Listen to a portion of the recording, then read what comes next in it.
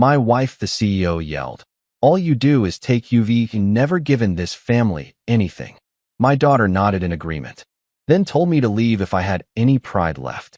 So I did quietly. 2 months later, my daughter called in tears. Why did the tuition payments stop? My wife called angrily. I just lost the company. Why did you pull out your $50 million shares? I just texted back. Thought I never gave this family anything. The chandeliers in our dining room cast the kind of light that cost more than most people's cars. Warm, diffused, expensive. I remember thinking that as I sat there, fork suspended halfway to my mouth, watching my wife's face transform into something I didn't recognize anymore. All you do is take, Victoria said, her voice cutting through the silence like a scalpel. You've never given this family anything.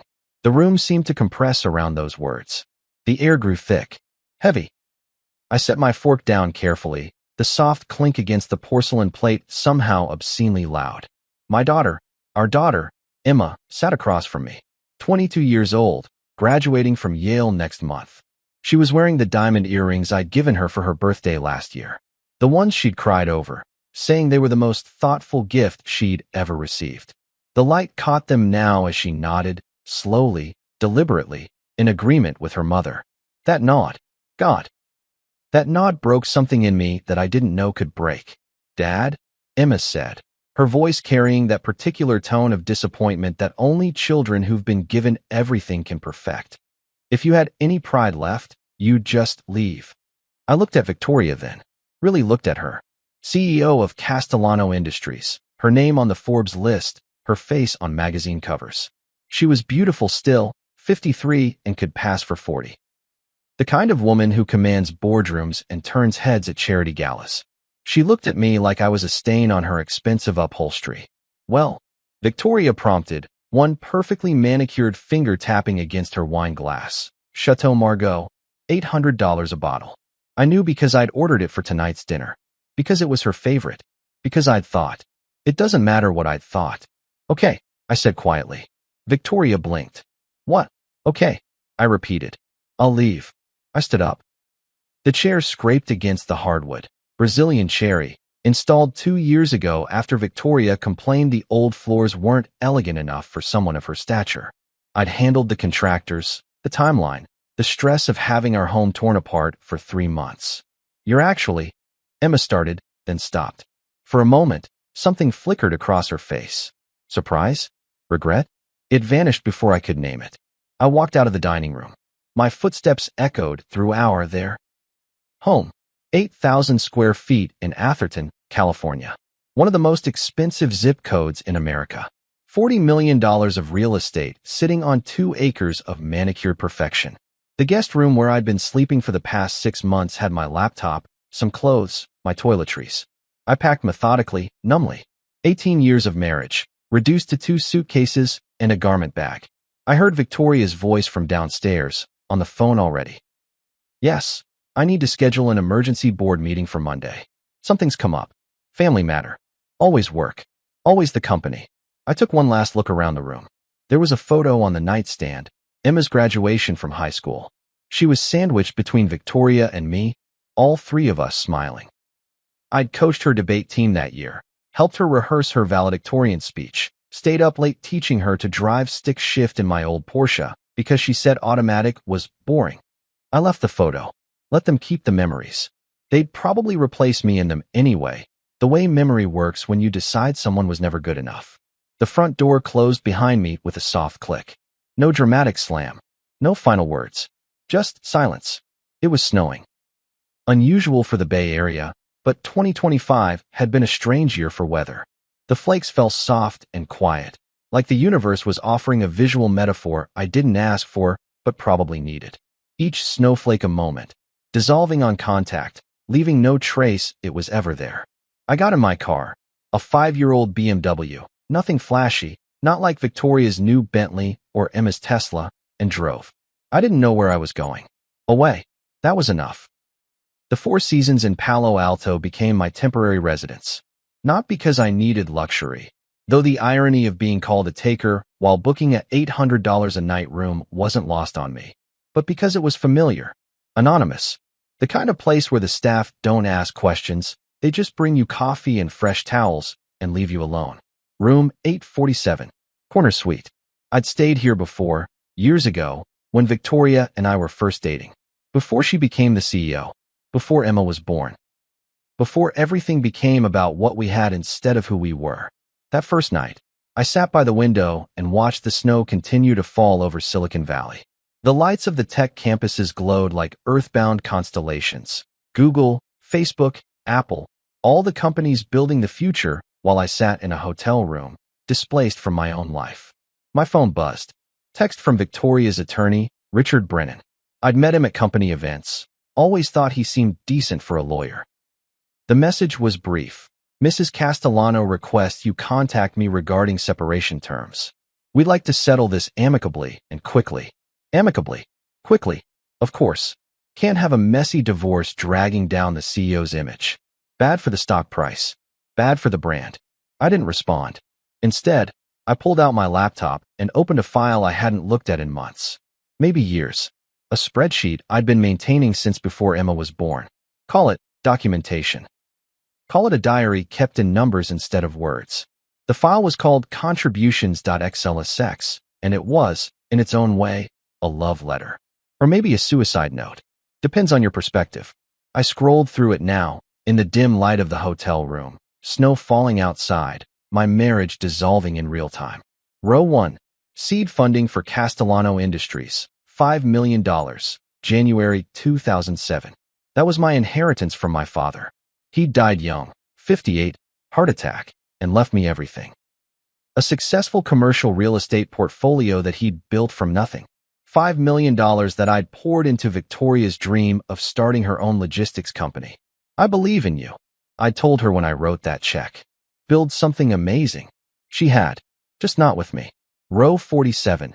Emergency capital injection during 2012 expansion. $8 million. March 2012. That was when Castellano Industries nearly went under during the expansion into European markets. Victoria had overextended, made promises to investors she couldn't keep. The board was ready to oust her. I'd liquidated my father's remaining properties, including the vacation home in Lake Tahoe where I'd spent every summer of my childhood, to keep her company alive.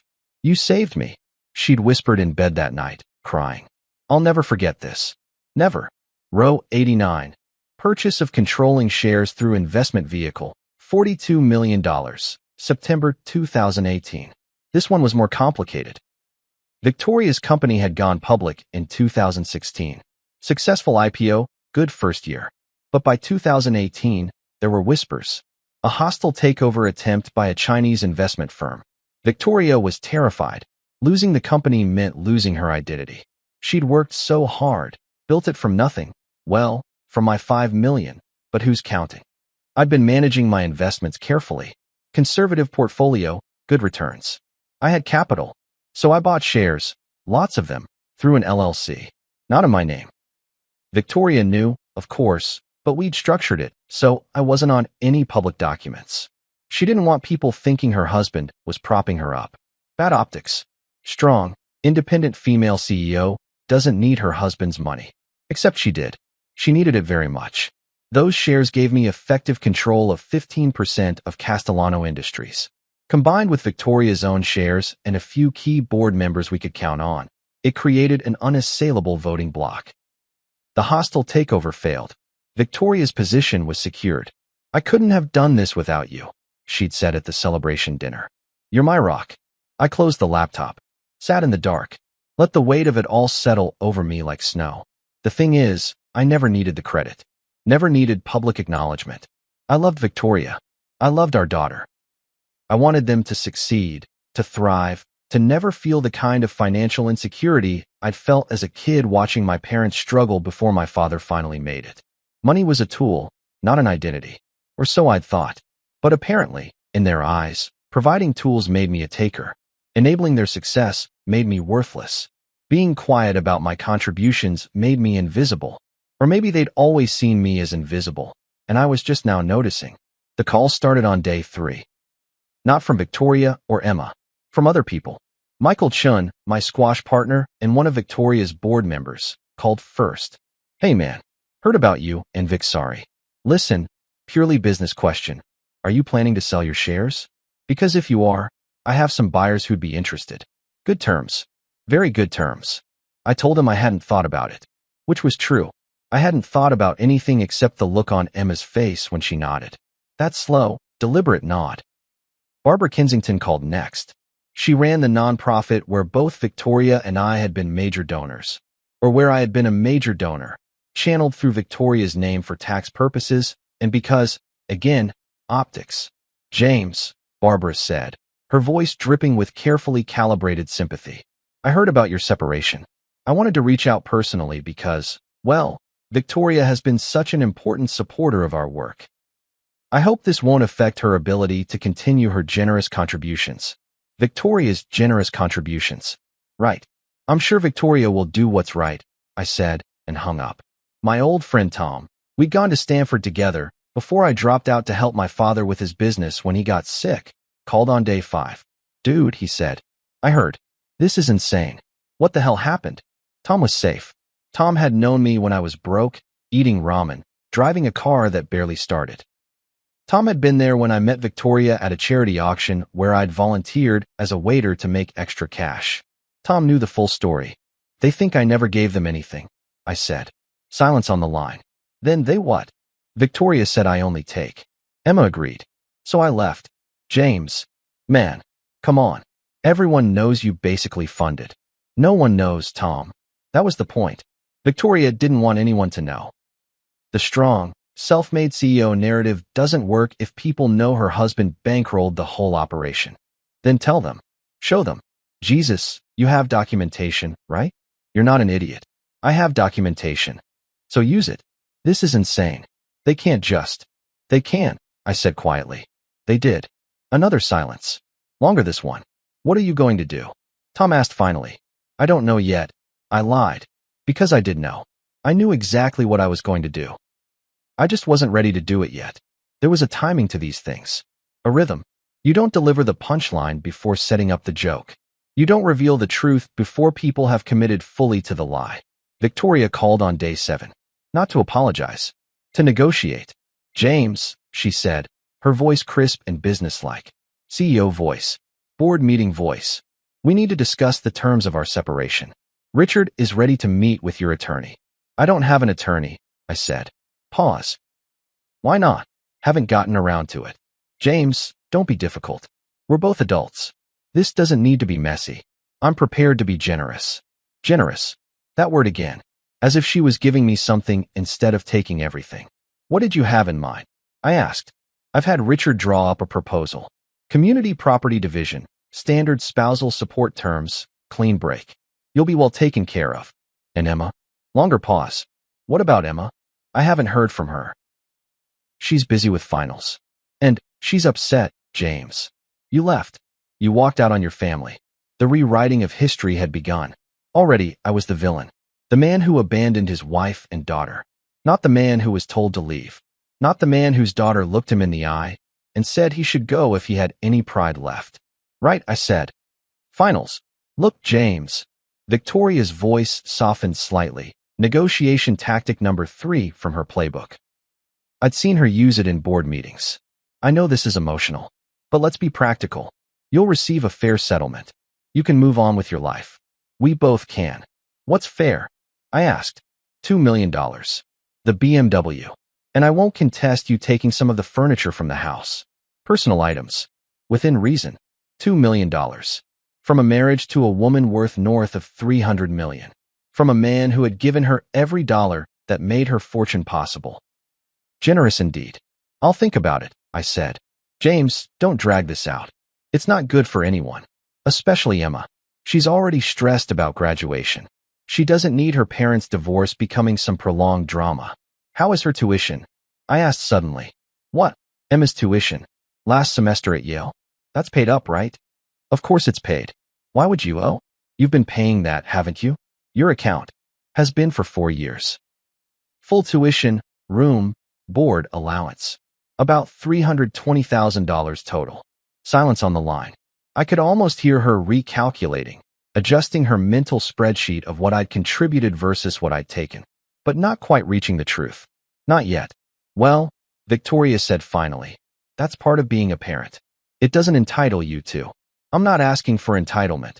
I interrupted, my voice still quiet. Still calm. Just making sure you knew.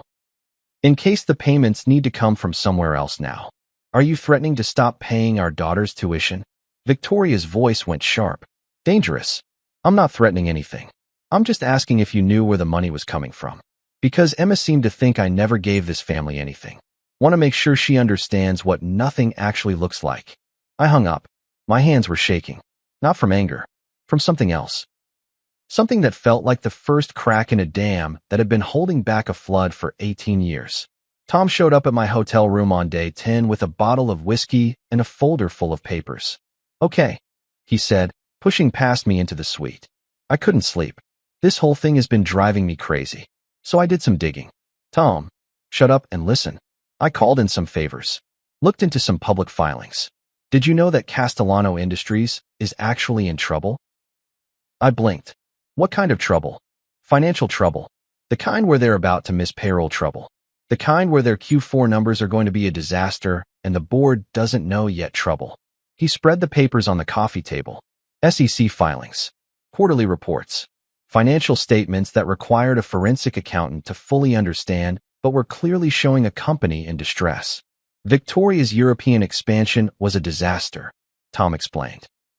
Brexit complications, supply chain issues, some bad contracts with manufacturers in Italy that locked them into terrible terms. She's been hiding it with creative accounting and using reserve capital, but the reserves are gone. She needs an injection of about $50 million or the company is going to crater. $50 million. The exact amount I had in shares. She's going to ask you to sell them back to her, Tom said, looking at me. Or maybe force you to. That's what this divorce is really about, isn't it? Getting you out before you figure out how much leverage you actually have. I sat down slowly. The pieces were clicking together in my mind like a puzzle I'd been trying to solve without knowing what the final picture looked like. She can't force me to sell, I said. Not directly. But she can make it expensive to keep them. Tie you up in legal fees.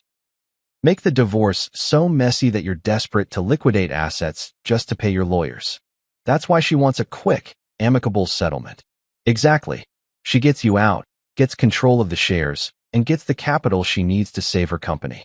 And you get $2 million in a car. It's actually brilliant in a completely sociopathic way. I laughed. Couldn't help it. The sound came out harsh and bitter, foreign in my own throat. I'm such an idiot, I said.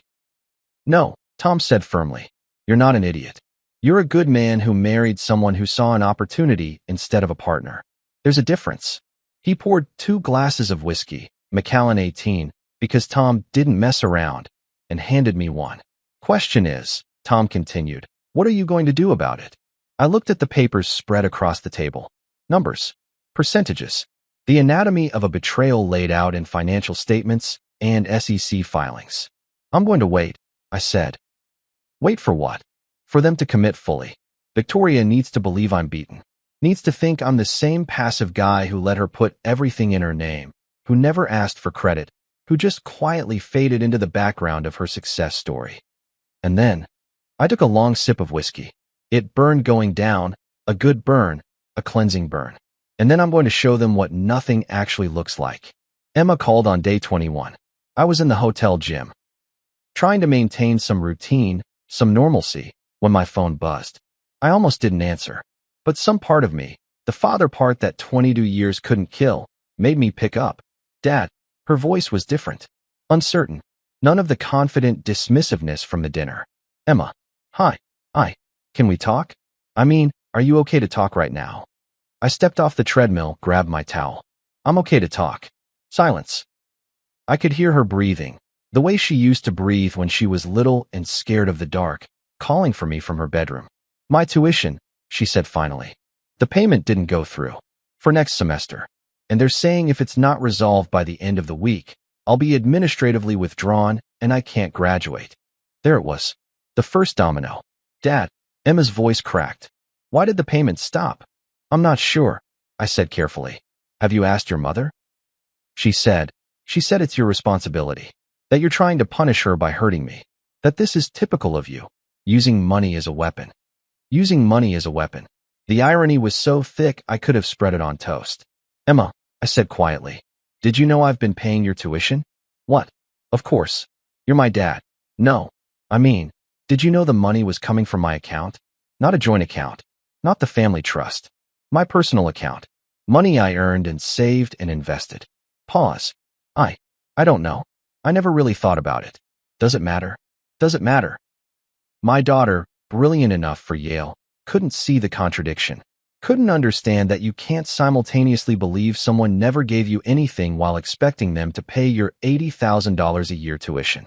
It might matter, I said, when you're trying to figure out what I gave this family. Dad, please. I know you're angry at Mom. I get it. But this is my future. My graduation. You can't just. I haven't done anything, Emma.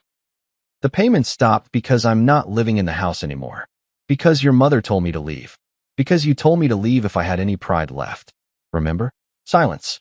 Long enough that I checked to see if the call had dropped. I didn't mean, she started. Yes, you did, I said gently. You meant it. At the time, you absolutely meant it. And that's okay. People say what they mean, especially when they're angry. So you're going to punish me? Let me drop out of Yale 3 months before graduation because you're mad at Mom. I'm not punishing anyone. I'm just not paying anymore. There's a difference. But I need. Talk to your mother, I said. She's the CEO. She's worth hundreds of millions. I'm sure she can handle an $80,000 tuition payment. Unless. I let the pause hang. Unless what? Unless the company isn't doing as well as everyone thinks. I hung up. My hands were shaking again. Not because I enjoyed hurting my daughter, but because sometimes love means letting people face consequences. Sometimes the cruelest kindness is teaching someone what nothing actually feels like. The call from Victoria came 3 hours later. What the hell are you doing? No preamble. No CEO voice. Just rage, raw and undisguised. I'm at the hotel gym, I said calmly. About to get a massage. What? You know why? Emma called me in tears. You're refusing to pay her tuition. I'm not refusing anything. The auto payment from my account stopped. Because I canceled it. You can't do that. She's our daughter. She's your daughter who thinks I never gave this family anything. I'm just respecting her assessment. James, this is childish. This is beneath you. Emma has nothing to do with our problems. Then you pay it. What? You heard me. You pay it. You're her mother. You're the successful CEO. You have the money. Pay your daughter's tuition. That's always been your responsibility. Why? I asked, genuinely curious. Why was that my responsibility specifically? We never discussed it. You never asked. I just started paying when she got accepted, and you never questioned it. Never said thank you, actually. Never acknowledged it at all. It was just expected. Because you're her father, and you're her mother, and you're worth $300 million. And I'm the man who never gave this family anything. So it shouldn't matter if I pay or not, right? Since I never contributed anyway. James. Victoria's voice dropped. Negotiation tactic number 5. The reasonable adult dealing with an unreasonable child. I understand you're hurt. I do. Maybe I was harsh at dinner. Maybe we both said things we didn't mean. But Emma shouldn't suffer because her parents are having problems. Agreed, I said. So you should pay her tuition. The company is going through some cash flow issues right now. You know how business is. Tight quarters. I don't have $80,000 liquid at the moment. There it was. The truth, slipping through the cracks in her armor. Cash flow issues, I repeated. That's interesting. Should I be worried about my shares? The silence on the other end was deafening. Your shares? Victoria's voice was careful now. My $42 million in Castellano Industries shares. The 15% of the company I own through my LLC. Should I be concerned? Because if the company is having cash flow issues serious enough that you can't spare $80,000 for Emma, maybe I should liquidate. Protect my investment. You can't do that. She wasn't even pretending anymore. You sell that much stock and it'll tank the share price. The board will panic. Investors will flee. So you do need my money. Interesting. And here I thought I never gave this family anything. James, please, don't do this. Whatever issues we have, the company employs 2,000 people. Families depend on those jobs. You can't destroy all of that because you're angry with me. I'm not destroying anything, I said quietly. I'm just considering protecting my assets during a divorce. Pretty standard, actually. My lawyer would recommend it. You don't have a lawyer. Not yet. but I'm thinking about it. Tom recommended someone. A real bulldog, apparently. Specializes in high-net-worth divorces. Makes sure husbands don't get taken advantage of. I could hear her breathing change. Could picture her in her office, that corner suite with the view of the bay, hand pressed against her temple because a migraine was forming. She always got migraines when things didn't go according to plan. "What do you want?" she asked finally. "I don't want anything," I said honestly. "I just want to be left alone. And I want to stop paying for a life I'm not part of anymore." That seems fair, doesn't it? If Emma drops out, she won't drop out. You'll pay her tuition. You'll find the money somewhere. You're resourceful. You're brilliant. You build a company from nothing, right? $80,000 should be easy. I hung up before she could respond. The massage therapist found me in the relaxation room 30 minutes later, staring at my phone, wondering if I was becoming the villain in this story or if I'd always been one and just never noticed. Day 28 brought a new voice into the symphony of my dissolution. Marcus Webb, CFO of Castellano Industries. We'd met a dozen times at company events, had shared small talk about golf and weather and the Giants' terrible season. Nice guy? Numbers guy? Not the kind to get involved in personal drama unless the personal drama was affecting the numbers. "James," he said when I answered, "I hope I'm not catching you at a bad time. I'm at a hotel in Palo Alto with nothing but time." "What can I do for you, Marcus?" "It's delicate. I probably shouldn't even be making this call. But," he paused, "can we meet? In person? There are things you should know." We met at a coffee shop in Los Altos, far enough from the Castellano Industries offices that there was no chance of anyone seeing us. Marcus looked tired. The kind of tired that comes from trying to make numbers work when the numbers fundamentally don't want to cooperate. "You know," he said, stirring his coffee, "Victoria is going to kill me for this." "Then why do it?" "Because I like you. Because what's happening isn't right. And because," he set down his spoon, "because I have daughters. And if I ever treated my wife the way Victoria has treated you, I'd hope someone would have the balls to tell her the truth." He slid a folder across the table. Plain manila. Innocent looking. The kind of folder that changes lives. "What is this?" I asked. "The real financial picture of Castellano Industries. Not the sanitized version for the board. Not the creative accounting we've been using to make the quarterlies look better than they are. The truth." I opened it. Spreadsheets. Financial models. Projections that went from bad to catastrophic over the next 6 months. "Jesus," I whispered. "Yeah, the European expansion was a disaster. Victoria made promises we couldn't keep, signed contracts we couldn't honor. We're hemorrhaging money. The only thing keeping us afloat right now is reserve capital and some very creative payment deferrals." "How bad?" "Without an immediate capital injection of $50 to $70 million, we're going to have to announce layoffs by Q2. Maybe even file for bankruptcy protection by year's end." I looked up at him. 50 to 70 million. Give or take. Your shares, if liquidated at current market value, would be worth about 52 million. Which is why Victoria is so desperate to get them. She wants me to sell them back to the company. Not sell. Donate. Or have them transferred as part of the divorce settlement. She's been working with Richard to structure it so you come out of this with minimal financial compensation and she retains full control of the shares. That's fraud. It's creative lawyering. And it would work if you didn't have good representation. Which you don't. Yet.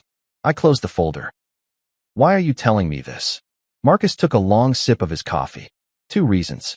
1, because it's wrong. You've been a silent partner in this company's success from the beginning. Everyone in leadership knows it, even if we don't talk about it. You deserve better than being erased from the narrative while Victoria plays the self-made woman card. And the second reason? Because if you liquidate those shares, it destroys the company. 2,000 jobs gone, including mine. And I have 3 kids in college.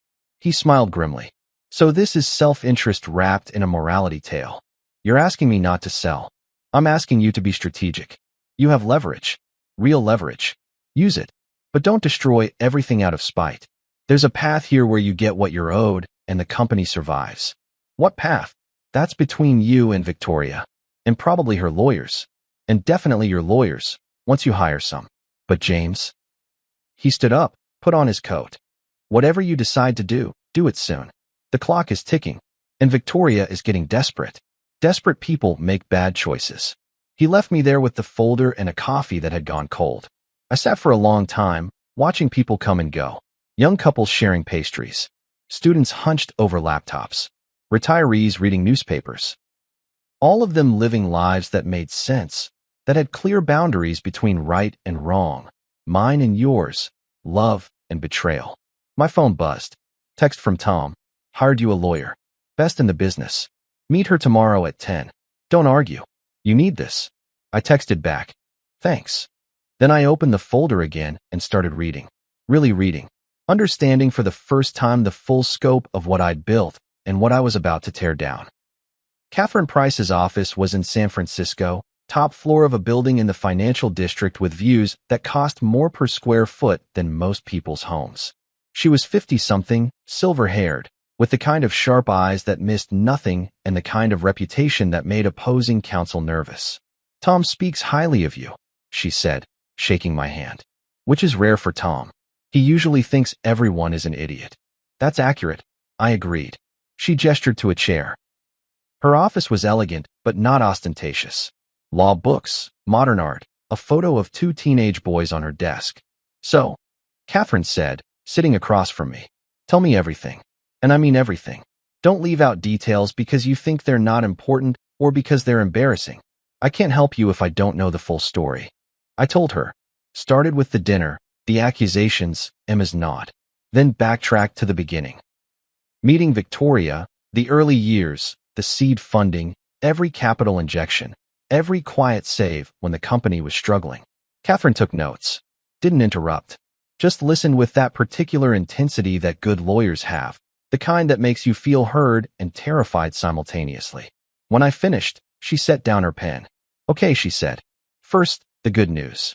You have excellent documentation. This spreadsheet of contributions is admissible and damning. The LLC structure for your shares is clean and well documented.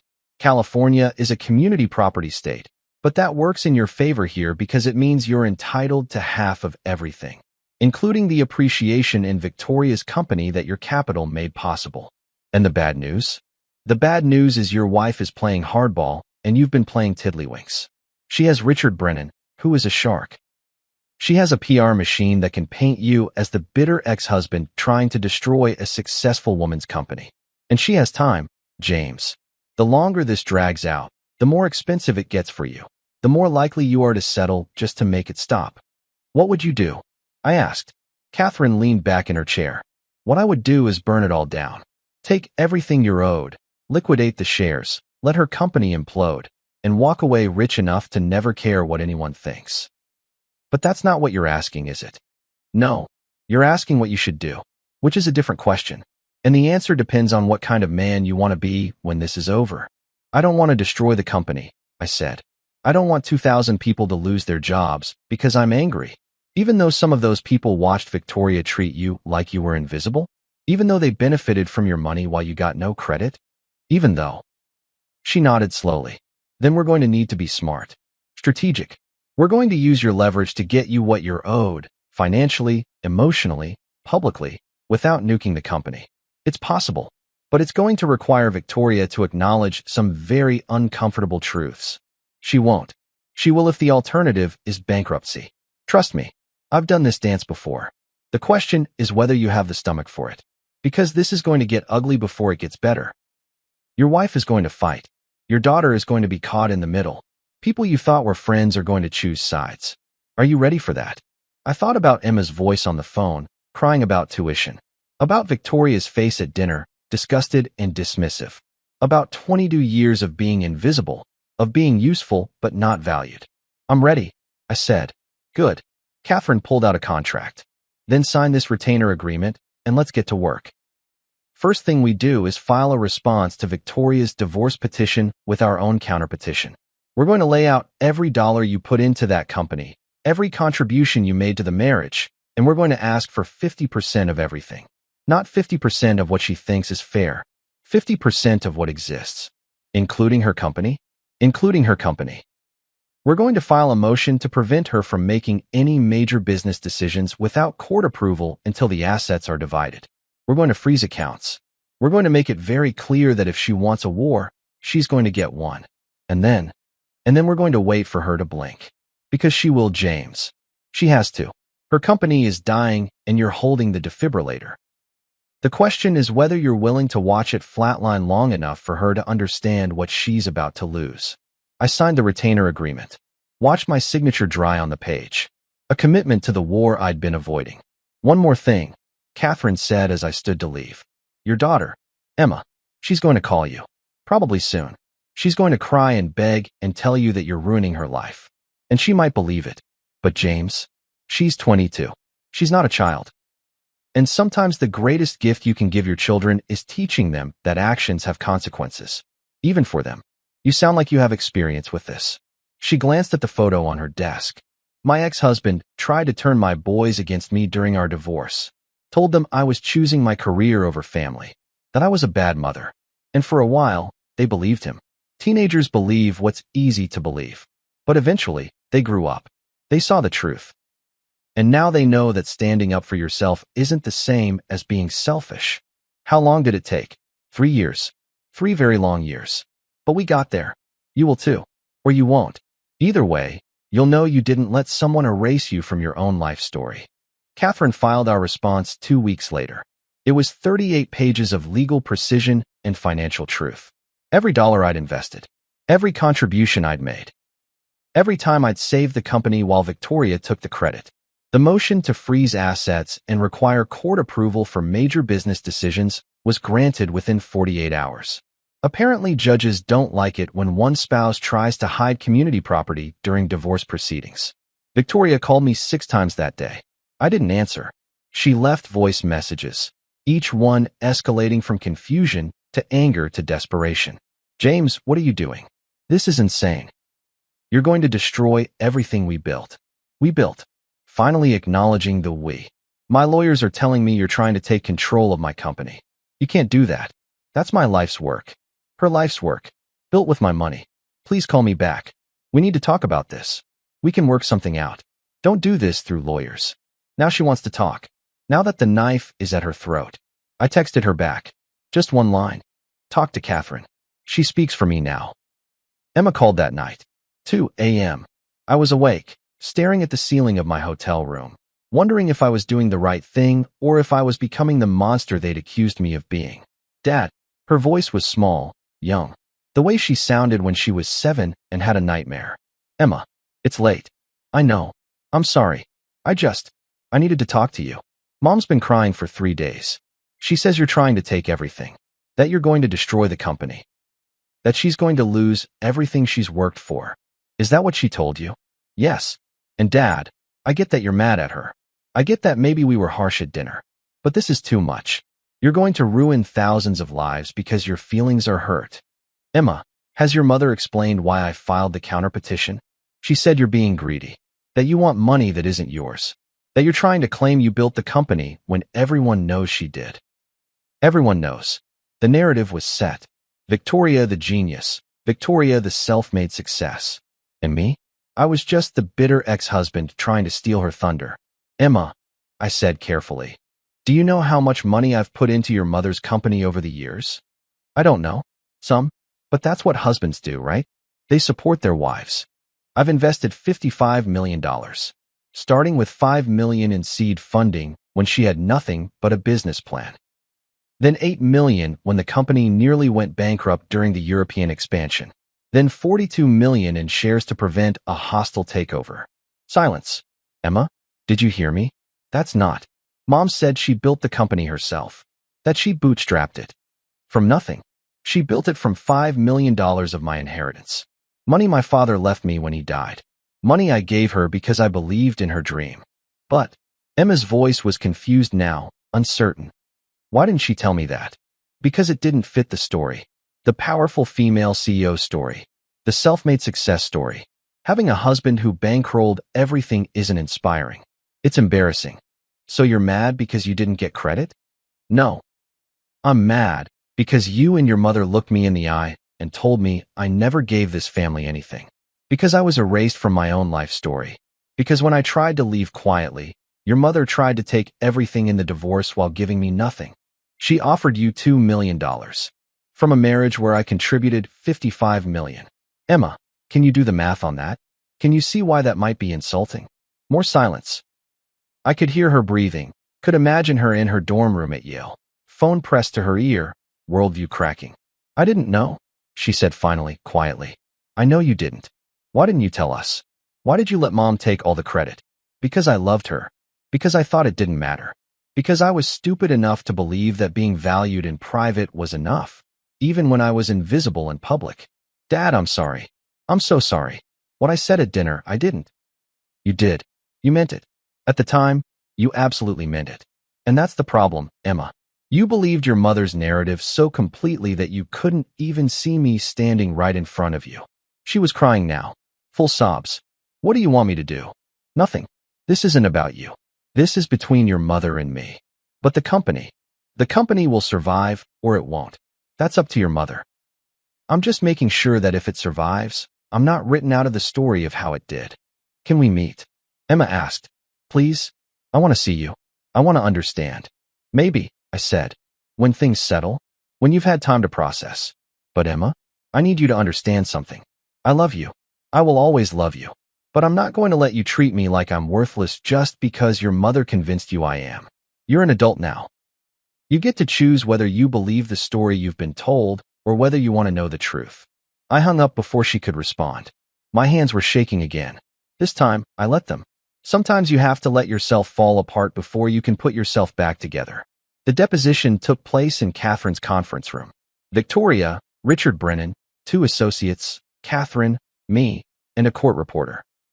The room was too cold, the coffee was terrible, and the tension was thick enough to cut with a knife. Victoria wouldn't look at me. She was wearing her power suit, navy Armani, pearls, hair perfect, CEO armor. But there were cracks in the facade, shadows under her eyes, a tension in her jaw that spoke to sleepless nights. Richard started. My client is prepared to increase the settlement offer to $5 million in cash and assets. We believe this is more than generous given the circumstances. Catherine didn't even blink. My client is prepared to accept 50% of all marital assets, including his full share of Castellano Industries stock, valued at current market rates. That's $52 million worth of shares, Richard said. If Mr. Castellano liquidates, it will destroy the company. Then perhaps the company shouldn't be destroyed by my client exercising his legal right to his own property, Catherine replied. Or perhaps Mrs. Castellano should have considered the consequences before she decided to erase her husband's contributions from the narrative. This is extortion, Richard said. This is community property law. I can cite the specific statutes if you'd like. Victoria finally spoke. James, please. Can we talk? Just us? Without the lawyers? Catherine put a hand on my arm. Not advisable. But I nodded. 5 minutes. We stepped out onto the balcony. 40 stories up, San Francisco spread out below us like a circuit board. Beautiful and impersonal and cold. I'm sorry, Victoria said. Is that what you want to hear? I'm sorry. I was wrong. At dinner, I was stressed and angry and I took it out on you. But James, you can't destroy everything because I said some things I didn't mean. Did you mean them? I asked. Or did you mean them at the time and now you're sorry because it's costing you? She flinched. That's not fair. Fair? Victoria, you told me I never gave this family anything. Your company exists because of my money. Your position exists because of my capital. Your success story is built on my investment. And you not only took credit for all of it, you convinced our daughter that I was worthless. I never told Emma you were worthless. You didn't have to. You showed her. Every time you introduced yourself as a self-made CEO. Every time you gave interviews about building your company from nothing. Every time you accepted awards for female entrepreneurship without once mentioning the male investor who made it all possible. You taught her that I was invisible. And then you were surprised when she couldn't see me. Victoria's eyes were shining. Real tears or tactical tears. After 22 years, I couldn't tell anymore. What do you want? She asked. Money? Recognition? An apology? Tell me what it takes to end this. I want the truth, I said. Public truth. I want you to hold a press conference. I want you to tell the real story of how Castellano Industries was founded. I want you to acknowledge that the self-made narrative was a lie. And I want you to do it before I sell a single share. You're asking me to destroy my reputation. I'm asking you to tell the truth. There's a difference. James, you don't understand. If I do that, I lose everything. The board will lose confidence. Investors will flee. The company will. Then maybe the company deserves to fail, I said quietly. Maybe an empire built on a lie isn't an empire worth saving. 2,000 people, Victoria said. 2,000 people will lose their jobs, their families, their futures, because you need your ego stroked. This isn't about ego. This is about being seen. About Emma knowing who her father is. About you understanding that erasing someone from your success story doesn't erase them from existence. I can't do it, Victoria said. I won't. You're going to have to take the money or destroy the company. Those are your choices. Then I guess I know what I have to do. I filed the notice to liquidate my shares on a Monday morning. Catherine handled the paperwork, made sure everything was legal and binding and irreversible without Victoria's cooperation. The stock price for Castellano Industries dropped 15% in 2 hours. By end of day, it was down 30%. Panic selling, news articles speculating about trouble in paradise, analysts downgrading their ratings. Victoria's assistant called. Her attorney called. 3 board members called. Marcus Webb called. James, Marcus said, his voice tired. You're really doing this? I really am. You know what happens next. I do, and you're okay with it. I looked out the window of my hotel room. Snow was falling again, rare for California, like the universe kept trying to give me metaphors I didn't ask for. No, I said honestly. I'm not okay with it. But I'm not okay with being invisible either. And if those are my choices, I'd rather be the villain who stood up than the ghost who faded away. There might be another option, Marcus said carefully. I'm listening. Victoria is willing to negotiate. Real negotiation. Not the lowball settlement offers. Catherine can tell you the details. But James, you need to actually want a resolution. Because right now it feels like you want revenge. Maybe I do, I said. Maybe that makes me a bad person. But I think I've earned it. The call from Emma came that afternoon. Dad, please. Please stop. Mom's at home crying. The company is falling apart. People are scared. And her voice broke. I just need my father back. I need you to be the reasonable one. The calm one. The one who fixes things instead of breaking them. I can't be that person anymore, I said.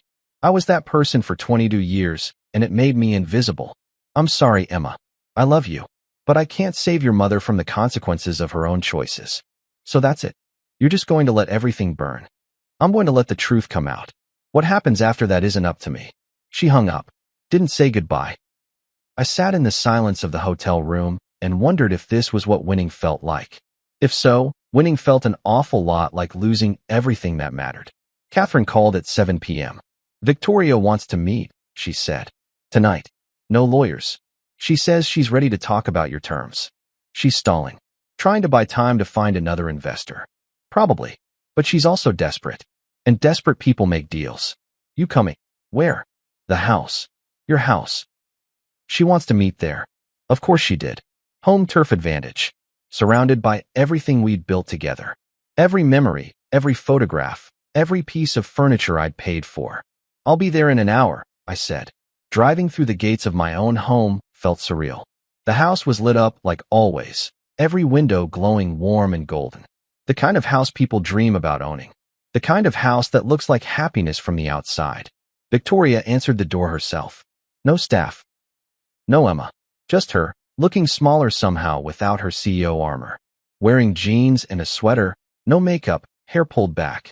She looked like the woman I'd married instead of the woman I'd divorced. Thank you for coming, she said. I didn't come to reconcile, I said immediately. Catherine made that clear. She did. But I wanted to talk anyway. Not negotiate. Just talk. Is that okay? I followed her to the living room.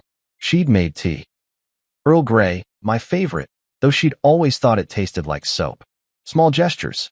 Tactical or genuine. We sat across from each other. The exact same positions we'd been in during that dinner. The dinner that started this.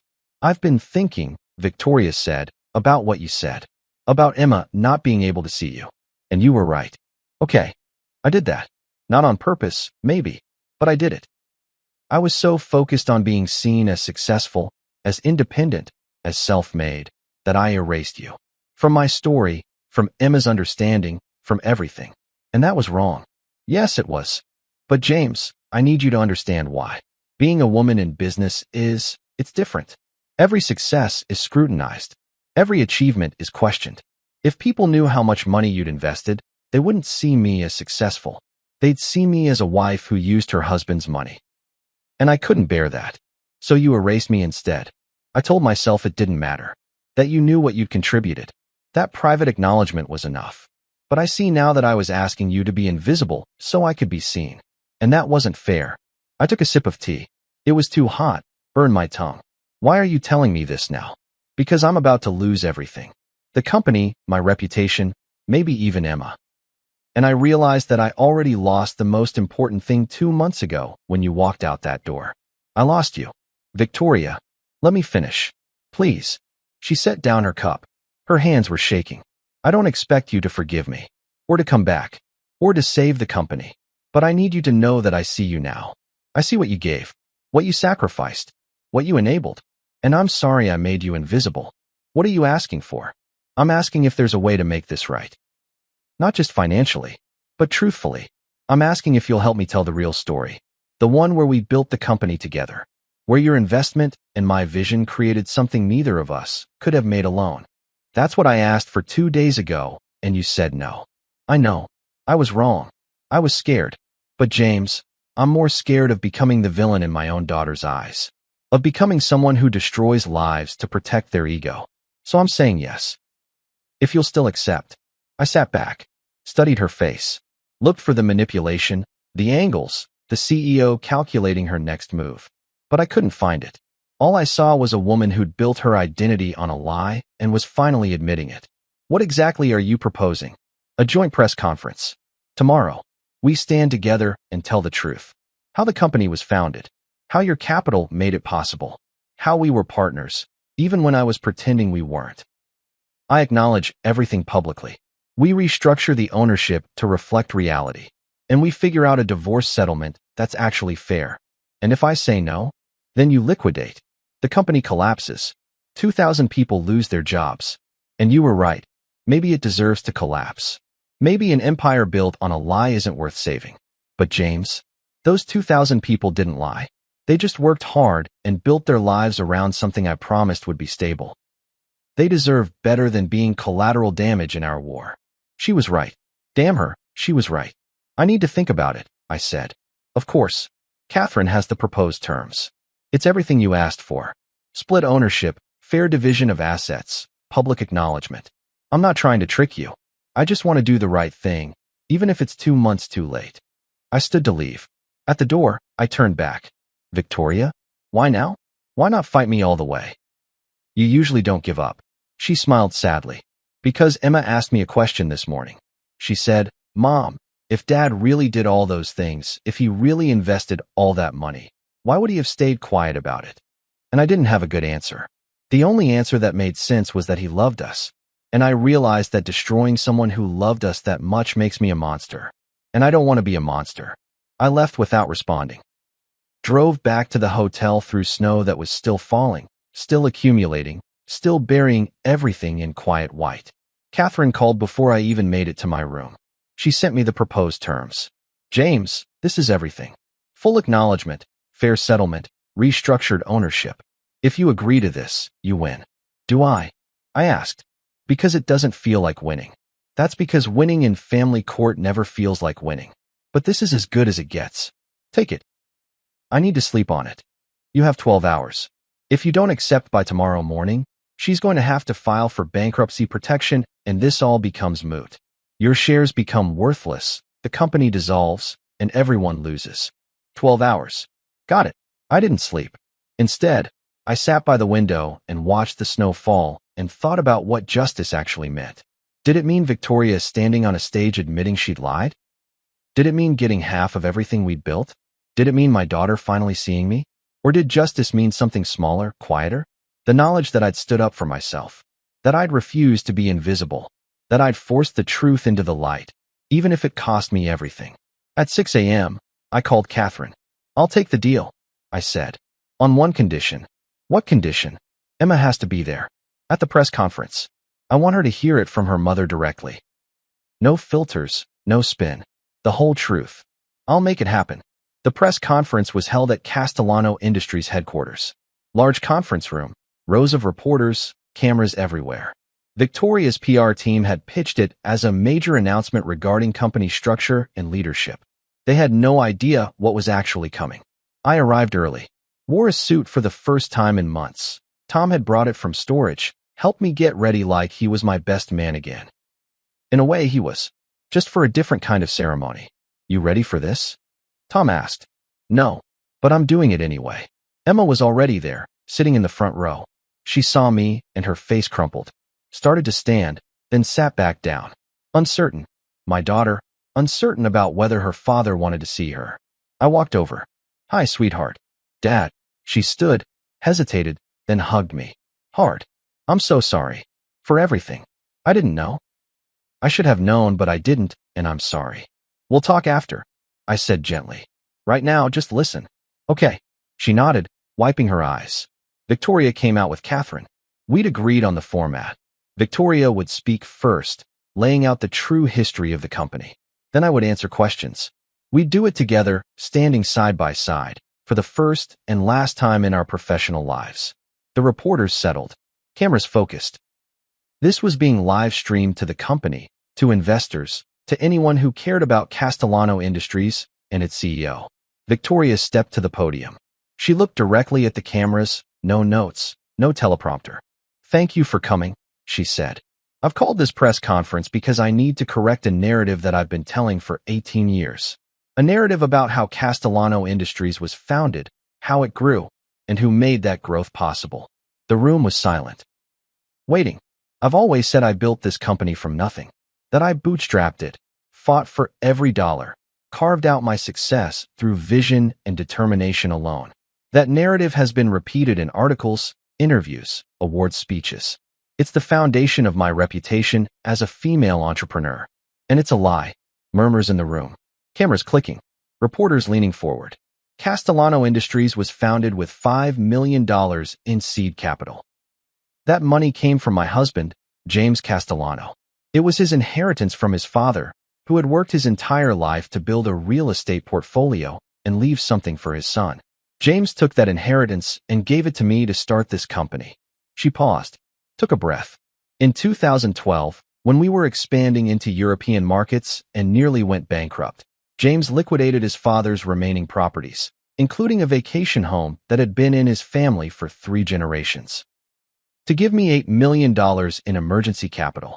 That money saved the company and saved my position as CEO. Victoria's voice was steady, but I could see her hands gripping the podium. In 2018, when we faced a hostile takeover, James invested $42 million to purchase shares through an LLC.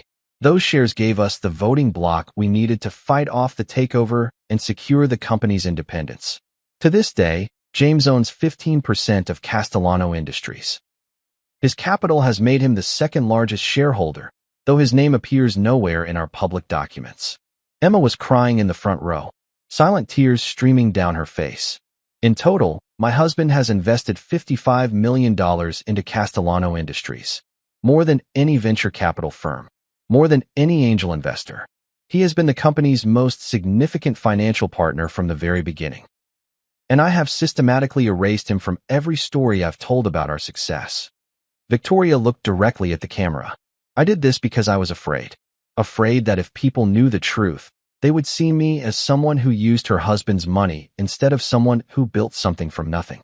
I was so attached to the narrative of the self-made woman that I made my husband invisible. And that was wrong.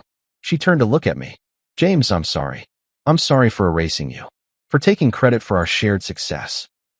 For teaching our daughter that you were worth less than you were. For everything. You deserved better. The room erupted. Questions shouted over each other. But Victoria held up her hand. James has agreed to answer questions. And I want to make one thing clear. Going forward, Castellano Industries will be restructuring its ownership and leadership to reflect the truth of our founding. James will be formally recognized as co-founder and will take a position on the board. The days of his invisible partnership are over. She stepped back. I stepped forward. The first question came immediately. Mr. Castellano, why did you stay silent for so long? Because I loved my wife, I said simply. and I thought that love meant supporting her success without needing credit for it. I was wrong. Love shouldn't require invisibility. Are you divorcing? Yes.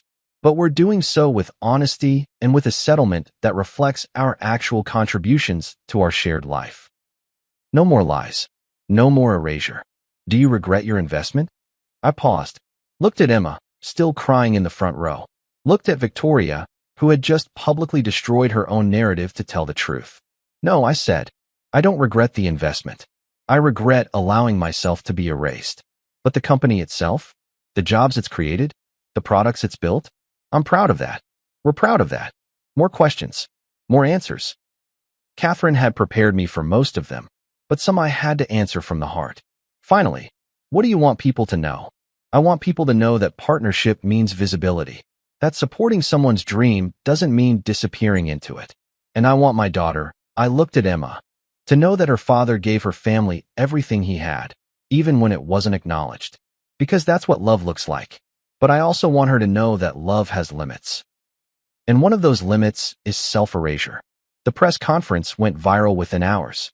Not just business news, everywhere. It became a cultural flashpoint. Think pieces about marriage and partnership, about women in business, about the cost of success, about invisible labor. Victoria was simultaneously praised for her honesty and criticized for her years of deception. Her reputation took a hit, but she remained CEO. The board, once they understood the full financial picture, agreed that stability was more important than perfection. And having me formally join as co-founder and board member actually helped. Investors saw it as strengthening the company's foundation. The stock price recovered. Slowly, but it recovered. Emma moved into my hotel suite for a week. We talked. Really talked. Not father and daughter navigating around difficult topics, but two adults trying to understand how we'd ended up here. I feel like I don't know who you are, she said one night over room service. Like you've been this whole other person the whole time, and I never saw it. I was the same person, I said. I just wasn't visible. But why? Why didn't you make me see you? Because I thought it wasn't important. That being your father was enough. That you'd know what I gave even if no one else did. That's not fair, Emma said. You can't expect people to see what you hide. She was right. Another person in my life being right when I didn't want them to be. I'm sorry, I said, for not being more present. For letting your mother's narrative become the only narrative. For being so comfortable in the background that I never taught you to look for me there. I'm sorry too, Emma said. For that dinner. For nodding when Mom said you never gave us anything. I don't think I really believed it. But it was easier than questioning the story I'd been told my whole life. Your tuition, I said. It's paid. All of it. Through graduation. Dad, not because I'm trying to buy your love or forgiveness, but because you're my daughter and I want you to finish Yale without that hanging over you. What you do with that gift, whether you appreciate it or take it for granted, that's up to you. But it's given. She cried. We both did. The hotel room suddenly felt very small and very safe, like we were in a bunker together while the world raged outside. Victoria and I met 3 more times to finalize the divorce. We were civil, almost friendly. The kind of relationship you have with someone you used to know but don't anymore. I got a call from Forbes, she told me at one meeting. They want to do a profile. The real story. Us together.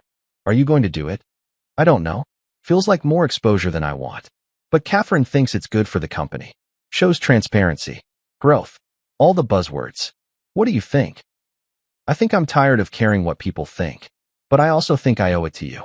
To have our real story out there. Then do it, I said. Tell them everything. I'm done hiding. The settlement was finalized 6 weeks after the press conference.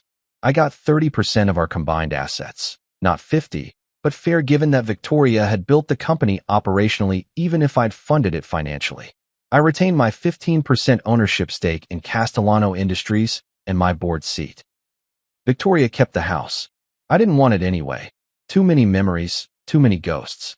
I bought a condo in San Francisco. Smaller. Simpler, with views of the bay and no history except what I'd make there. Emma graduated from Yale in May. Both Victoria and I attended, sitting 3 rows apart. She gave a speech, not valedictorian, but good enough. She thanked her mother for showing her that women could be powerful. She thanked her father for showing her that power wasn't the same as worth. I cried. Tom, sitting next to me, handed me a handkerchief and whispered, "You won." "Did I?" I asked. "You're visible. Your daughter sees you. Your ex-wife acknowledged you. You're financially secure. Yeah, man. You won." Maybe he was right. It was November again. Almost a full year since the dinner that changed everything. I was sitting in my condo, looking out at the bay, when my phone rang. "Emma." "Hey, Dad. You busy?" "Never too busy for you." "What's up?" "I'm in the city. Can I come by?" She arrived an hour later with Thai food, my favorite, and a bottle of wine. We ate on the balcony, watching the fog roll in. "So," Emma said, "I've been thinking." "Dangerous." She laughed. "I want to write about it. About us. About what happened. Not for publication or anything. Just, I need to process it. And I wanted to ask if that was okay." "Of course it's okay. It's your story too." "That's the thing, though. I don't know what the story is. Like, what's the moral?" Dad stands up for himself. Mom learns humility. Daughter realizes her father exists. It all feels too neat. "Maybe there isn't a moral," I said. "Maybe it's just what happened. And we all learned things we needed to learn, even if it was painful." "Did you?" Emma asked. "Learn what you needed to learn." I thought about it. About the hotel room, and the snow, and the moment I decided to stop being invisible. About Catherine's office and the press conference, and watching my marriage end in real time. I learned that love without visibility isn't sustainable, I said. That you can't sacrifice yourself to someone else's narrative and expect them to remember you were there. That sometimes the kindest thing you can do is show people what happens when you're not there to catch them. That's harsh. Is it? Or is it honest? Emma took a sip of wine. "Mom's dating someone. Did you know that?" I didn't. Good for her. He's an artist. Like, a painter. Super poor. She's funding his work. I laughed. Couldn't help it. Of course she is. The irony isn't lost on her. She said. Emma paused. She said she's learning to value invisible labor because she spent so long being supported by it without seeing it. That's growth. Are you dating? Not really. Been on a few dates. Nothing serious. I'm still figuring out who I am outside of being Victoria's husband. You were never just Victoria's husband. No, but I forgot that for a while. I let myself get so small that I couldn't remember being big. Emma reached across the table, took my hand. "Thank you," she said. "For what?" "For standing up. For teaching me that self-erasure isn't love. For showing me that people who ask you to be invisible don't deserve to see you." That's a hard lesson. Yeah, but important. We sat in comfortable silence, watching the city lights come on one by one. Father and daughter, still figuring each other out, still learning to see each other clearly. "I got a job offer," Emma said eventually. "Consulting firm. Good money. But also, I got into Columbia's MFA program. For writing. What do you want to do?" "The MFA. Obviously. But it's scary. No guaranteed income. Big risk. And Mom thinks I should take the consulting job. Build financial security first. What do you think?" I think I've spent my whole life watching Mom build financial security and forgetting to build anything else. And I think I watched you give up everything so she could have her dreams. And I don't want to be either of you. "Then don't be," I said. "Be Emma. Figure out what Emma wants. And if you need help, financial or otherwise, I'm here." "Not invisibly, though," she said, smiling. "Not invisibly," I agreed. She left around midnight. Hugged me at the door. "I love you, Dad." "I love you too, kiddo." After she left, I poured another glass of wine and stood on the balcony. The fog was thick now, obscuring everything. But I knew the city was still there. Still alive. Still functioning even when I couldn't see it. Kind of like I'd been. Still there. Still alive. Still functioning. Even when no one could see me. But not anymore. The Forbes article came out in January. Cover story. Photo of Victoria and me standing in front of Castellano Industries headquarters. Not touching, not smiling, but together. The headline. The Invisible Partner. How James Castellano's $55 million built an empire, and how he disappeared into it. The writer, a sharp woman named Maria Torres, had interviewed both of us separately and together. She'd talked to Emma, to Tom, to Marcus Webb, to board members. She dug through financial records and SEC filings and the LLC documents that proved every dollar I'd invested. The article was fair. It praised Victoria's operational genius while acknowledging my financial foundation. It explored the complexities of marriage and business and the particular challenges of being a woman CEO in a male-dominated industry. But it didn't let Victoria off the hook for erasure. And it didn't paint me as a saint. It explored my complicity in my own invisibility. The part that hit hardest. When asked if he regrets his silence, James Castellano pauses for a long time. I regret enabling a narrative that wrote me out of my own life, he says finally. But I don't regret the investment. Every dollar I gave was an investment in someone I loved. The tragedy isn't that I gave it. The tragedy is that giving it made me disappear. Victoria Castellano, to her credit, doesn't make excuses. I took advantage of James's quiet nature, she says. I let his invisibility serve my narrative, and I lost my husband because of it. That's a price I'll pay for the rest of my life. The article went viral. Again, everything about this situation kept going viral, like the world was starving for a story about invisible labor made visible. I got calls from reporters, from other publications, from a literary agent who wanted me to write a book. I declined most of them. This wasn't about becoming famous. It was about not being invisible anymore. There's a difference. Tom called the day the article came out. Dude, you're famous. I don't want to be famous. Too late. But hey, at least you're famous for the right reasons. Not like those reality TV people. That's comforting. Seriously though, how you feeling? Weird. Exposed. Like everyone's reading my diary. Because they kind of are. But James, you did the right thing. You know that, right? Most days. What about the other days? The other days I wonder if I should have just taken the $2 million and disappeared. If standing up was worth the cost. Was it? I looked around my condo. Small but mine. No ghosts. No history I didn't choose. Yeah, I said. It was Valentine's Day. A year and 2 months after the dinner. I didn't have plans. Hadn't dated seriously since the divorce finalized. Was content being alone, figuring out who James Castellano was when he wasn't defined by his relationship to someone else. The doorbell rang at 7 p.m. I opened it to find Emma holding a pizza box and wearing an oversized Stanford sweatshirt, my old one, from my dropped-out college days. What are you doing here? I asked, rescuing my dad from spending Valentine's Day alone. Obviously, I'm fine alone. I know, but I wanted to hang out anyway. Is that okay? It was more than okay. We ate pizza and watched terrible romantic comedies and made fun of the unrealistic expectations they set for relationships. Do you think you'll get married again? Emma asked during a particularly sappy scene. Maybe. If I meet someone who sees me without needing me to fight to be visible. That's a high bar. Should be. Do you think Mom will? Get married? I don't know. Maybe. She seems happier now. Less intense. She is. The artist boyfriend is good for her. He doesn't care about her money or her company. He just likes her paintings. Victoria paints? Emma nodded. Started after the divorce. Apparently she's not bad. Very abstract. Lots of broken shapes, trying to reform. That's on the nose. Right? But she seems lighter. Like she's not carrying the weight of the self-made narrative anymore. That's good. I'm glad. Are you? Emma asked. Glad she's happy. Yeah. I'm not angry at her anymore. That's the weird thing about time. You get distance and suddenly you can see that people are just people.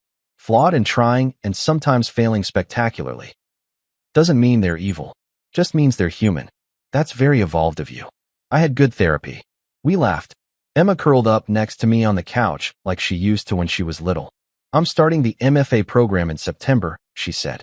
I turned down the consulting job. That's great, Emma. I'm proud of you. I'm scared. You should be. Scary things are usually worth doing. Will you help me? If I need it. Not money necessarily. Just support. Someone who believes in me. Always, I said. Visibly and loudly, and without hesitation. She fell asleep there on the couch. I covered her with a blanket and let her rest. My daughter. Still figuring out who she wanted to be. But at least now she was doing it with her eyes open. My first official board meeting as co-founder and board member was in March. I'd attended others in my new role, but this was the first major strategic planning session where I'd be expected to actually contribute. I was nervous. Hadn't been this nervous since I was young and starting out, before I made any money, when I was still trying to prove I belonged in rooms with powerful people. Victoria nodded at me as I entered. Professional. Courteous. We'd gotten good at this. The ex-spouses who could work together without the weight of history crushing every interaction. The meeting covered expansion plans, quarterly projections, potential new markets. I listened, made notes, asked questions when things didn't make sense financially. Then Marcus presented his analysis of our capital reserves and operational efficiency. We're in good shape, he said. The restructuring helped. Having clear ownership and transparent founding narrative actually improved investor confidence. Stock price is up 18% since the press conference. One of the other board members, Patricia Chun, turned to me. James, you've been quiet. What's your take on the European market recovery? Everyone looked at me, including Victoria. For a moment, I felt the old instinct, to defer, to say something vague and supportive, to let Victoria take the lead, to make myself small. But I didn't. I think we're being overly optimistic about the timeline, I said. The contracts Marcus referenced are contingent on regulatory approvals that historically take 6 to 9 months longer than projected. We should build that delay into our models. Otherwise, we're going to face another cash flow crisis. Silence in the room. Then Patricia, that's a good point. Do we have data on historical regulatory timelines? Marcus pulled up a spreadsheet, ran the numbers with the adjusted timeline. The projections shifted significantly. James is right, Marcus said. We're off by about 8 months in our recovery estimates. Victoria was looking at me with something I couldn't quite read. Pride? Surprise? Or maybe just recognition? Seeing me, really seeing me, for the first time in years. Good catch, she said. Let's revise the models before we present to investors. The meeting continued. I contributed 3 more times. Not dominating the conversation, but not disappearing into it either. Finding the balance between invisible and overwhelming. After the meeting, Victoria caught me at the elevator. That was good work, she said. In there? Your analysis. Thanks. I mean it. We needed that perspective. I would have missed the regulatory delay. That's why you have a board. Right, but... She paused. I never asked for your perspective before. Not really. I always thought I had to figure everything out myself. Prove I could do it alone. And now I think maybe I was an idiot. And that we could have been better partners if I'd let you be visible. Probably. I'm sorry, she said. I know I already apologized. But I'm sorry again. For all of it. I know. The elevator arrived. I stepped in. Before the doors closed, Victoria spoke again. James, you're going to meet someone. Someone who sees you from the beginning. And when you do, don't hide. Okay? Don't let someone else make you invisible, but also don't make yourself invisible. You're worth seeing. The doors closed before I could respond. 2 years after the dinner, Emma finished her MFA, published her first short story collection. It was dedicated to my father, who taught me that silence isn't always golden. Sometimes it's just invisible. Victoria stepped down as CEO, not because she was forced to, but because she wanted to. Handed the reins to Marcus Webb and took a position as chairman of the board. Spent more time with her artist boyfriend. More time painting, more time being instead of achieving. Castellano Industries thrived. The honest narrative attracted investors who valued transparency. The company expanded into 3 new markets. Stock price tripled. I met someone. Her name was Rachel. She was a professor of economics at Berkeley. Brilliant, funny, grounded. She knew my story. Everyone knew my story after the Forbes article, but she didn't treat me like a victim or a hero. Just like a man who'd learned some hard lessons and come out better for it. On our 3rd date, she asked me about my work with the company. So you're a major shareholder and board member? Yeah. And you're involved in strategic planning? Yeah. That's cool. What's that like? It's good. Challenging. I'm learning that I'm actually decent at the business side when I'm not trying to hide that I know anything about business. She laughed. Why would you hide that? Long story. I've got time. So I told her. Not the whole story. That would have taken hours, but the important parts. The invisibility. The erasure. The moment I decided to stand up. Good for you, Rachel said when I finished. I dated a guy once who wanted me to pretend to be less smart because it made him insecure. I broke up with him after 2 months. Life's too short to make yourself small for someone else's comfort. Exactly. So, Rachel said, what do you want? Like, in life? Now that you're visible and you've reclaimed your story and all that. What's next? I thought about it. Really thought about it. I want to build something new, I said. Not necessarily a company. Maybe just a life. A relationship. A future. Something where I'm present from the beginning. Where I'm seen not because I fought to be seen, but because the people around me are looking. That's a good goal. What about you? I asked. I want to find someone who doesn't need me to be smaller or bigger than I am. Just the right size. Which is apparently harder than it sounds. Apparently. We dated for a year before getting engaged. Small wedding, just close friends and family. Emma was my best woman. Victoria came with her boyfriend, who gave me a painting as a wedding gift. Abstract shapes that looked broken but were actually reforming. On the nose, but beautiful. I'm happy for you, Victoria told me at the reception. Really? You deserve this. Thank you. Rachel seems great. She sees you. She does. That's all I ever wanted for you, you know. To be seen. I just couldn't be the one doing the seeing. And I'm sorry for that. I know. And I forgive you. Not because you deserve it, but because I deserve to let go. She hugged me. A real hug. Not the perfunctory kind from our marriage, but the kind that means goodbye and good luck and thank you for the time we had. Emma gave a speech at the reception, told stories about growing up, about learning to see her father, about the importance of visibility in all relationships. My dad taught me, she said, that love isn't about sacrifice. Real love is about being seen and choosing to stay.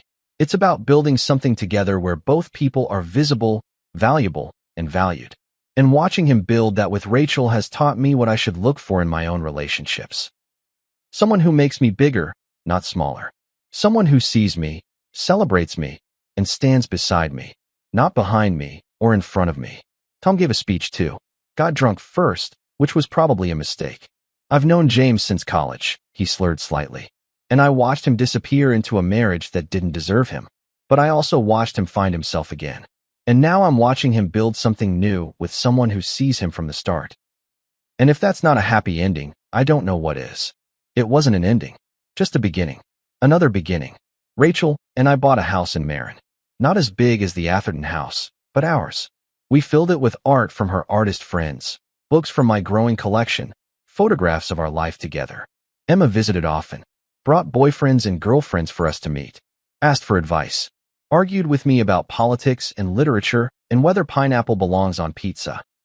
Treated me like a person she chose to have in her life, not just someone she was related to by accident. I stayed on the board at Castellano Industries, contributed regularly. My ideas were heard, debated, sometimes implemented. I was visible, but more importantly, I was happy. Not the quiet contentment of someone who's accepted invisibility, but the full, messy joy of someone who's finally, fully seen. On the 2-year anniversary of the dinner that changed everything. Rachel found me on our back deck, watching the sun set over the bay. You okay? She asked. Yeah, just thinking. About how everything had to fall apart before it could come together. About how I had to lose everything to find myself. About whether I'd do it all differently if I could go back. Would you? I don't know. Maybe I'd speak up sooner. Maybe I'd never let myself become invisible in the first place. But then I wouldn't have Emma. Wouldn't have learned the lessons that made me who I am now. Wouldn't be here with you. That's a lot of maybes. It is. But I think I'm okay with how it turned out. The pain was worth the lesson. And the lesson was worth the growth. And the growth brought me here. To you. To this life. To being visible. Rachel took my hand. You're seen, she said. By me. By Emma. By everyone who matters. You're seen. I know, I said. Finally, I know. 3 years after the dinner, I got a text from Victoria late one night. Thought you should know, Marcus just closed the deal on the Asian expansion. $200 million contract. Company valuation hit $2 billion. Your shares are worth $300 million now. Thank you. For everything. For the beginning. For the fight. For forcing me to see you. None of this would exist without you. V. I showed the text to Rachel. That's a lot of money, she said. It is. How does it feel? Like vindication. Like acknowledgement. Like. I paused. Like it doesn't matter as much as I thought it would. Because I already have what I needed. Being seen isn't about money or credit or board seats. It's about knowing your own worth. And I know mine now. With or without Victoria's acknowledgement. Look at you, being all evolved. I laughed. Therapy. Lots and lots of therapy. I texted Victoria back. Congratulations. You earned it. We earned it. I'm proud of what we built, even if we couldn't stay together to enjoy it. Jay? Her reply was immediate. Me too. And James? I'm glad you're happy. Rachel is good for you. She sees you the way I should have. V. I put down my phone. Rachel had already fallen asleep next to me, book open on her chest. I closed it gently, turned off the light. In the dark, I thought about the dinner, about Emma's nod, about walking out into the snow, about the hotel room and the spreadsheet, and the moment I decided that being invisible was worse than being alone. I thought about the press conference and the Forbes article and the board meetings where I finally had a voice. I thought about Emma learning to see me, Victoria learning to acknowledge me, and me learning to see myself. But mostly, I thought about Rachel, about meeting someone who never asked me to be smaller, who celebrated my big, who valued my visible, who loved me loud and clear and without apology. I thought about how losing everything had led to finding everything that actually mattered. And I thought about how I'd text Victoria tomorrow, not because I needed to, but because I wanted to. Because we'd both grown, both learned, both become better versions of ourselves through the painful demolition of who we'd been. But for now, I just lay in the dark, next to someone who saw me, in a life I'd built by refusing to disappear. And I was happy, not the quiet, invisible happiness I'd mistaken for contentment in my marriage, but the loud, messy, visible happiness of someone who'd learned that being seen was worth fighting for, even if the fight cost me everything. Because what I found on the other side was worth infinitely more than what I'd lost. Myself. Finally, irrevocably myself.